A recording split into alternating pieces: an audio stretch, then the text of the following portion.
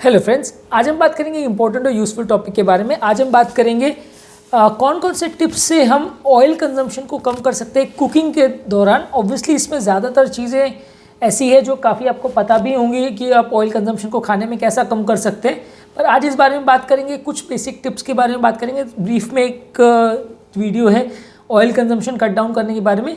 ये इंपॉर्टेंट और यूज़फुल इसलिए क्योंकि देखिए ऑयल कंजम्पशन हमारे डेली कुकिंग का बहुत इंपॉर्टेंट पोर्शन बन जाता है। ज़्यादातर जो भी हमारे इंडियन डिशेस बनते हैं उसमें ऑयल कंजम्पशन सिग्निफिकेंट होता है। हमें ज़्यादातर ऐसा लगता है कि क्योंकि ऑयल इतना ज़्यादा इंपॉर्टेंट पार्ट है डिश का, कन्वेंशनली सालों से हम उसी तरह से बना रहे हैं, तो अगर हम ऑयल को ओमिट कर देंगे या कम कर देंगे या कोई और तरह से फूड को प्रिपेयर करेंगे तो ऑब्वियसली उसमें टेस्ट नहीं आएगा, उसमें जो स्मेल है या फ्रेग्रेंस है वो बहुत अच्छी नहीं आएगी, तो आपके लिए वो टेस्ट वेस्ट हो जाएगा, आप उसको प्रिपेयर नहीं कर पाओगे, खा नहीं पाओगे। तो ज़्यादातर लोग इस वजह से बहुत ज़्यादा चीज़ों को ज़्यादा ऑयल में कंज्यूम करके, ज़्यादा ऑयल यूटिलाइज करके बनाते हैं। पर कुछ टिप्स और ट्रिक्स को अगर आप फॉलो करोगे, कुछ ऐसी लॉजिकल चीज़ें हैं जिसको आप अगर यूज़ करोगे तो आप थोड़ा सा ऑयल कंजम्पशन को कट डाउन कर सकते हो। और पर डे की अगर आप बात करो तो अगर आप दिन भर में अगर 10-20 ग्राम भी ऑयल कंजम्पशन अगर आपका कम कर रहे हो तो महीने के एंड में आपका ये significant proportion of oil consumption reduction हो सकता है, जिससे आपको लॉन्ग टर्म बेनिफिट होने का सिग्निफिकेंट चांसेस है। तो इसलिए इन चीज़ों को थोड़ा ध्यान से सुनिएगा। आई होप कि ये टिप्स आपके लिए यूज़फुल हो। सबसे पहले और इम्पॉर्टेंट चीज़ है कि डिशेस वो सिलेक्ट कर लिए जिसमें ऑयल कंजम्पशन वैसे भी कम हो। ऑब्वियसली लोगों को लगे यार ये कैसी टिप है कि खाना ही वो सिलेक्ट करो जो ऑयल जिसमें कम कंज्यूम हो। देखिए काफ़ी बार ऐसा होता है कि हमारा चॉइस ऑफ फूड इस तरह का होता है कि जिसमें हम 2-3 ऑप्शंस होते हैं कि आज ये पकाए कि ये पकाए। तो ऑब्वियसली सबसे ईजी और सबसे बेस्ट तरीका ये है कि आप कंजम्पशन को ही कम कर दें, आप वही चीज़ को ज़्यादा प्रिपेयर करें जो बेक फॉर्म में बन सकती है या जो स्टीम फॉर्म में बन सकती है, जो एयर फ्राई करके बन सकती है। तो ओवरऑल ही आपका ऑयल कंजम्पशन महीने भर का कम हो जाएगा। Every time given the options, आपके पास अगर 2 आइटम है या 4 आइटम है जो आपको आज खाने हैं, तो उसमें से अगर आप हर बार या हर ऑल्टरनेट बार ऐसी फूड स्टफ को सिलेक्ट करोगे जो मिनिमम ऑयल में बन रहा है, तो महीने के एंड में आपका ऑयल कंजम्पशन में सिग्निफिकेंट फ़र्क आएगा। सेकेंड इंपॉर्टेंट टिप है नॉन स्टिक पैन्स को यूज़ करना। ऑब्वियसली सालों से लोग जानते हैं कि नॉन स्टिक पैन्स को यूज़ करना चाहिए। नॉन स्टिक पैन्स में एक इंपॉर्टेंट चीज़ ये है कि नॉन स्टिक पैन का कोटिंग आपको बहुत ध्यान रखना ज़रूरी है कि कोटिंग ख़राब नहीं हो। कई बार नहीं तो क्या उसकी वजह से फूड स्टफ चिपकते हैं और कई लोग इसको ध्यान नहीं रखते, जिसकी वजह से आपका ऑयल कंजम्पशन काफ़ी बढ़ जाता है। ज़्यादा से ज़्यादा कोई भी चीज़ आपको अगर प्रिपेयर करनी है, कोई भी फूड स्टफ अगर आपको प्रिपेयर करना है तो नॉन स्टिक पैन्स यूज़ करके उसको प्रिपेयर करिए।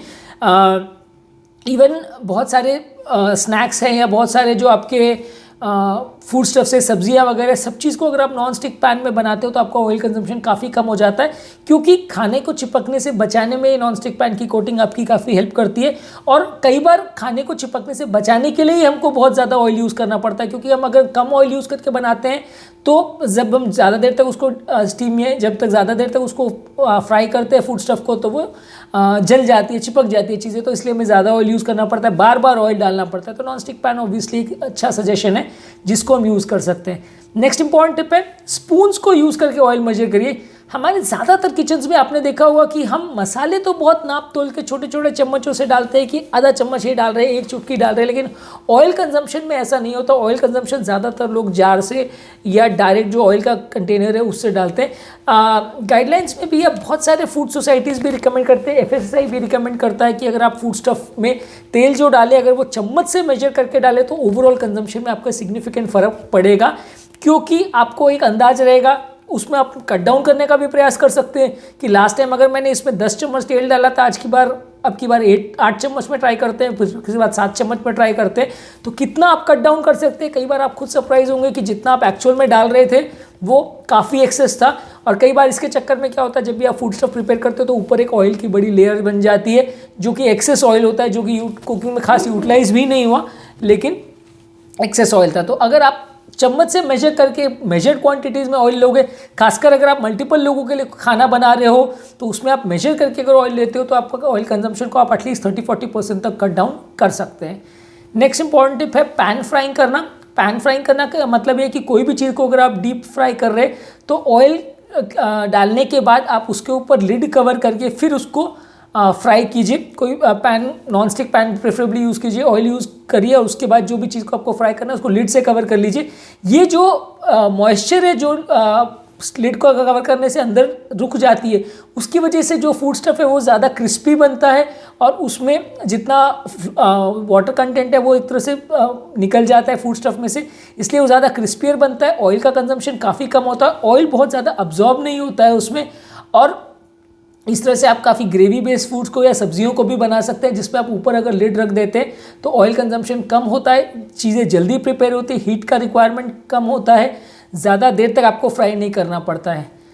नेक्स्ट इंपॉर्टेंट टिप है स्टीम कुकिंग करना। स्टीम कुकिंग करने के लिए प्रेशर कुकर में आप बहुत सालों से राइस को या इस तरह की चीज़ों को बनाते हैं। बॉइल्ड राइस को अगर आप लेते हैं तो कंपैरेटिवली बाकी तरह के राइसेस से जो आप पैन में बनाते हैं या जो दूसरे तरीके से बनाते हैं उसके कंपैरिजन में आपका ऑयल कंजम्पशन काफ़ी कम होता है। बॉईल करने से चीज़ें हीटअप जल्दी हो जाती है और ऑयल कंजम्पशन ऑलमोस्ट नेग्लिजिबल होता है या बहुत ज़्यादा कम होता है। सब्जियों वगैरह को भी कई सब्जियों को आप फ्राई करके भी बना सकते हैं और डायरेक्ट ओपन लिड में कंटेनर में भी बना सकते हैं और प्रेशर कुकर में बना सकते हैं। इसेंशियली बहुत टेस्ट में डिफरेंस नहीं होता।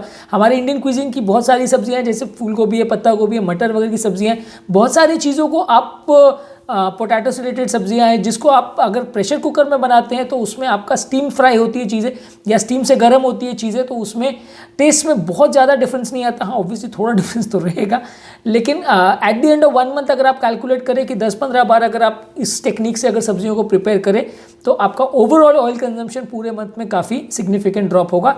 इसके अलावा एयर फ्राई भी आप चीज़ों को कर सकते हैं।